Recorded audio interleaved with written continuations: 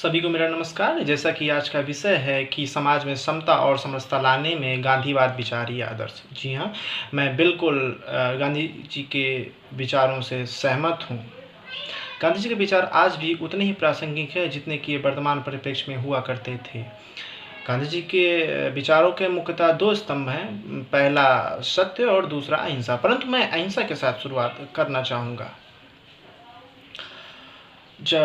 वर्तमान परिप्रेक्ष्य में भी यदि आप चाहते हैं कि जो वर्तमान गवर्नमेंट है उससे हम कोई बात मनवाना चाहते हैं, उसको अपने बात से कन्विंस करना चाहते हैं कि वो हमारा काम करे, तो आप अहिंसा के मार्ग से ही कर सकते हैं। आप कोई भी मूवमेंट करेंगे, कोई भी आंदोलन करना चाहते हैं और आप गन लेकर जाएंगे, वहाँ पे हथियार लेकर जाएंगे, तो आप बिल्कुल आप सफल नहीं होने वाले हैं। और जो गांधी जी के समय में जब ब्रिटिश रूल थे, वो तो अपनी क्रूरता के लिए ही विख्यात है कि वो कितने क्रूर थे। वो चाहते थे कि आप हिंसा करें, आपके ऊपर चार्जेस लगें, आपको फांसी दी जाए, आपको जेल हो और आप अपने मार्ग से भटक जाएं। आपको दबाना चाहते थे और हिंसा, आपके द्वारा की हुई हिंसा ब्रिटिश रूल में उनके लिए एक बहुत ही सशक्त माध्यम बनता था कि आपके आंदोलन को, आपके मूवमेंट को वो दबाएं। गांधी जी को इस बात का, इस रणनीति का पूरा आभास था, तभी गांधी जी की अहिंसा वाली पद्धति सफल हो पाई। आप हिंसा ही नहीं करेंगे, आपके खिलाफ कोई चार्ज ही नहीं बनते, आपको किस आधार पर दबाया जाएगा।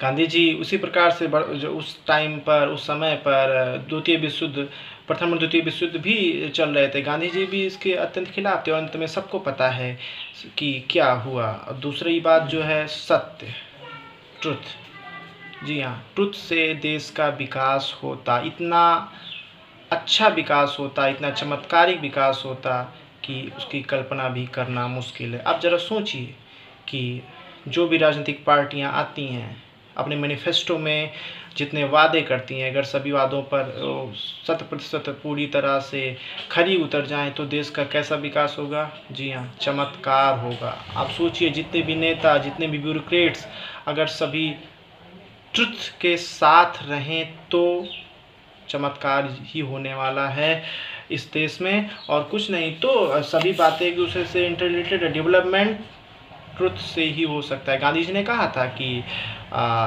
देश का विकास और व्यक्तिगत विकास दोनों बिना सत्य के संभव नहीं है। अगर आप सत्य के साथ नहीं है तो ना तो आपका व्यक्तिगत विकास होगा और ना ही इस देश का विकास भी संभव हो सकेगा। और गांधी जी ने एक बात और कही जो कि सीधे कृषि के साथ कोरिलेट करती है कि जब तक देश के सबसे पिछड़े तबके का विकास नहीं होता है तब तक देश का विकास संभव नहीं है, उसकी कल्पना करना ही बेमानी है। जबकि वर्तमान में इस बात को पूरी तरह से नज़रअंदाज किया जाता है, पॉलिसीज़ बनाई जाती हैं, नाम लिया जाता है कि हाँ देश गरीब का विकास होगा, लेकिन इम्प्लीमेंटेशन नहीं होता। जी नहीं होता। और एक बात और गांधी जी ने जो कही थी कि गांधीयन फिलॉसफी को ही उन्होंने खंडित कर दिया था। इतनी बढ़िया फिलॉसफी होने के बावजूद ये प्रमाण है कि गांधी जी कितने डाउन टू द अर्थ थे। उन्होंने खुद कहा कि मेरी ये फिलॉसफी कोई फिलॉसफी ही नहीं है, आजकल मैं अपनी बात से बदल सकता हूँ। आप खुद से प्रश्न करिए, मतलब जो भी वर्तमान में परिस्थितियाँ हैं उनमें सुधार हमेशा होते रहना चाहिए। ये नहीं कि अगर हाँ हम जो कह रहे हैं वही सही है, अगला जो कह रहा है वो भी सही हो सकता है। ये आवश्यक नहीं है कि मैं आई एम ऑलवेज राइट। और अगली बात आती है जो गांधी जी ने की, सत्याग्रह। सत्याग्रह की शक्ति सभी जानते हैं। बड़ी बड़ी गवर्नमेंट हिल गई, ब्रिटिश गवर्नमेंट हिल गई। हालांकि ब्रिटिश गवर्नमेंट के समय में तो हमारी पीढ़ी नहीं थी, परंतु हमने अन्ना हजारे जी का इंडिया अगेंस्ट करप्शन मूवमेंट देखा है, पूरी तरह से गांधी जी के विचारों पर, और पूरी की पूरी यूपीए गवर्नमेंट उस टाइम पर हिल गई थी। इतना बढ़िया मूवमेंट था। मतलब सत्याग्रह जब आती है तो सरकारों की हालत ख़राब हो जाती है, अगर हम शुद्ध भाषा में कहें तो। और गांधी जी ने एक बात और कही आपकी, जैसा आप चाहते हैं कि जैसा आप इस संसार को देखना चाहते हैं, उसके लिए सबसे ज़्यादा आवश्यक है कि आप पहले खुद उस तरह से बनिए। सत्याग्रह भी गांधी जी ने सबसे पहले अपने घर से शुरू किया था। कस्तूरबा जी के खिलाफ उन्होंने सबसे पहले सत्याग्रह की शुरुआत की थी।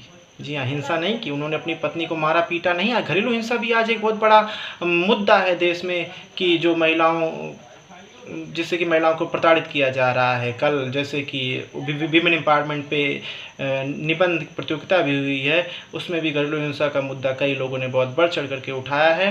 तो गांधी जी का ये भी इनडायरेक्ट वे में हम उसे ले सकते हैं कि घरेलू हिंसा भी हिंसा का एक बहुत बड़ा रूप है, वो भी नॉन वायलेंट के द्वारा मैनेज की जा सकती है।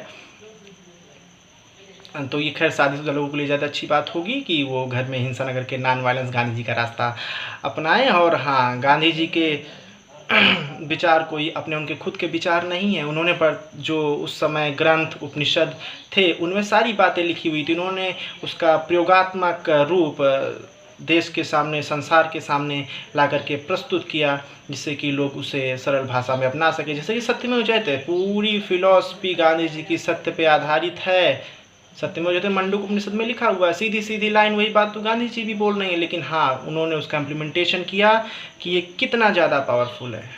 अहिंसा और ब्रह्मचर्य का भी वर्णन गांधी जी ने बहुत अच्छे तरीके से किया है। गांधी ने 36 वर्ष की अवस्था में ही ब्रह्मचर्य ग्रहण कर लिया था। कस्तूरबा जी इससे बहुत अधिक दुखी हुई थी, परंतु जैसा कि अभी हाथरस में एक घटना हुई, मन को अत्यंत ही खिन्न करने वाली है।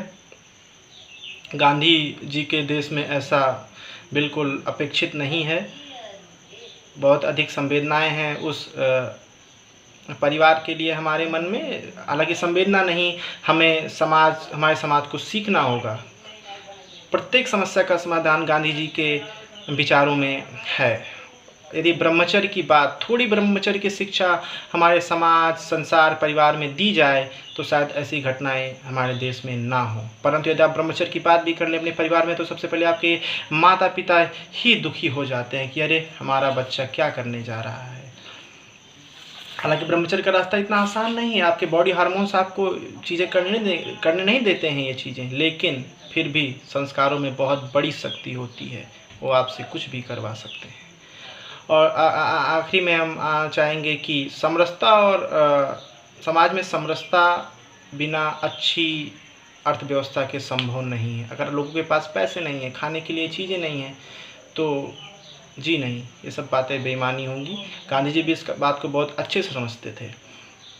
जब अंग्रेजी शासन ने किसानों को प्रेरित किया कि आप कपास और नील की खेती करिए, तो इंडिगो रिवॉल्यूशन, गांधी जी बहुत बड़ा योगदान रहा गांधी जी का इंडिगो रिवॉल्यूशन लाने में। क्योंकि आप कपास और नील उगाएंगे, आप उसको एक्सपोर्ट करेंगे ब्रिटिश में, और आप उन पर डिपेंड हो जाएंगे फूड ग्रेन्स और दूसरी चीज़ों के लिए। गांधी जी समझते थे इस बात को। उन्होंने अंग्रेजी सामान का बहिष्कार करना शुरू कर दिया। हम अपनाएंगे नहीं अंग्रेजी सामान, क्या होगा?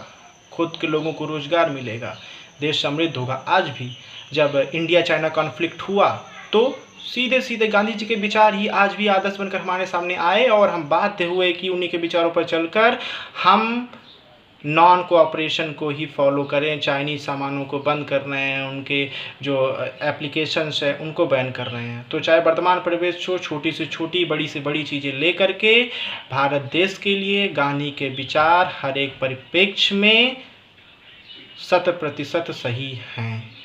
धन्यवाद।